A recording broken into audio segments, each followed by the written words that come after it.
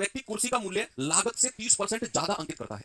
पहली लाइन को एक डब्बे में बंद कर दो, इसका काम सबसे लास्ट में पड़ेगा हमें। पहली लाइन का काम सबसे शुरुआत में, पहली लाइन को भूल गए हम कि उसने कितना ज्यादा अंकित किया, हटा दो साइड में। कह रहा आधे माल को अंकित मूल्य पर बेचता है, एक चौथाई माल को 15% के डिस्काउंट के साथ बेचता है और शेष माल को 30% के डिस्काउंट के साथ बेचता है।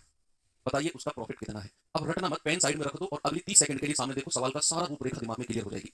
अभी तक टाइप 1 में आप एक सवाल करके आए थे कि कोई व्यक्ति किसी वस्तु का अंकित मूल्य 20% ज्यादा अंकित करता है और उस पर एक डिस्काउंट दे देता है। उस पर क्या कर देगा, एक डिस्काउंट। उसने एक डिस्काउंट दे दिया, एक अंकित मूल्य ज्यादा किया, एक डिस्काउंट दे दिया। हम या तो रेशियो मेथड से कर रहे थे या 100 मान के कर रहे थे, लेकिन उसने यहां अंकित मूल्य तो बोल दिया कि 30% ज्यादा है, लेकिन डिस्काउंट को उसने कुछ अलग ही तरीके से बेचा। मंडी में बैठा हुआ है भैया, उसने आधे माल को तो अंकित मूल्य पर बेचा, आधे माल, एक चौथाई माल को 15% डिस्काउंट पर बेचा और भैया बचे हुए को 30% डिस्काउंट पर बेचा। अगर मैं आपको यहां से लेकर यहां तक के सवाल में ओवरऑल डिस्काउंट कितना दिया ये बता दूं तो क्या सवाल आपके लिए आसान हो जाएगा।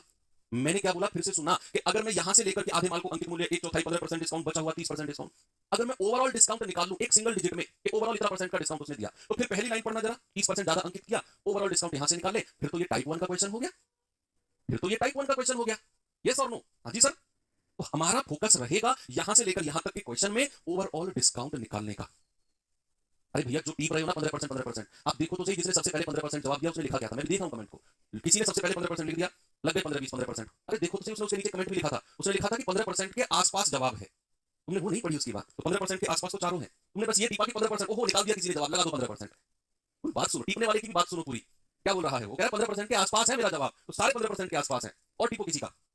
अब मैं क्या करूंगा, मेरा फोकस है ओवरऑल डिस्काउंट निकालने का, तो पहली लाइन को मैं लास्ट में काम में लूंगा, शुरू में मुझे कोई मतलब नहीं है उसने कितना ज्यादा अंकित किया। अब सबसे पहले आपने शुरुआत कहां से करनी है, जितने सामान को उसने बेचा है ना उसका अनुपात कितना है। ये जो मैंने आपको अनुपात निकालना सिखाया ना, ये ऐसे फोकट में नहीं सिखाया मैंने आपको, इसका काम है यहाँ पर। तो सवाल कहता है आधा माल, एक चौथाई माल और शेष माल, ये तीन से आपको मतलब है, इन तीनों से आप सबसे पहले अनुपात बताओ। आधा माल यहां लिख दो, एक चौथाई यहां लिख दो और रिमेनिंग यहां लिख दो। तो आप कहोगे सर डिनोमिनेटर का एलसीएम कितना हो गया 4, तो आधा माल कितना हो गया, एक चौथाई कितना हो गया, आप कहेंगे 2 दूनी 4, 2 एकम 2, आप कहेंगे 4 एकम 4 1, और शेष कितना बच गया, 4 में से 3 हटा दो, रिमेनिंग बच गया 1। सबसे पहले काम आपने यही करना है।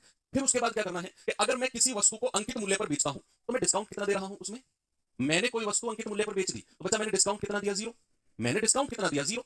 पहली आधी वस्तु को तो उसने अंकित मूल्य पर बेचा, कोई डिस्काउंट नहीं दिया। जैसे जैसे समय गुजरा उसने एक चौथाई माल को 15% डिस्काउंट पर बेचा, तो एक चौथाई माल के नीचे 15% लिख दो। और समय गुजरा, बचा हुआ माल बेचारा 30% पर बेचकर गोली चोट की तरह भागा, तो बचे हुए को 30% डिस्काउंट पर बेच दो, मल्टीप्लाई कर दो। तो तरीका बता रहा हूं, ध्यान रखना, 0, 15 एकम 15 और 30 एकम 30 और जोड़ दो, तीनों को जोड़ दो, 15 और 30 45। और एक काम और करना है, एक काम और करना है बच्चा, कि जब भी आप ओवरऑल डिस्काउंट निकाल रहे हो ना, ओवरऑल डिस्काउंट, तो 45 जो आया है ना तीनों को जोड़कर, इसे डिवाइड कर देना किससे, तो रेशियो है टोटल 2 और 1 3, 3 और 1 4 से।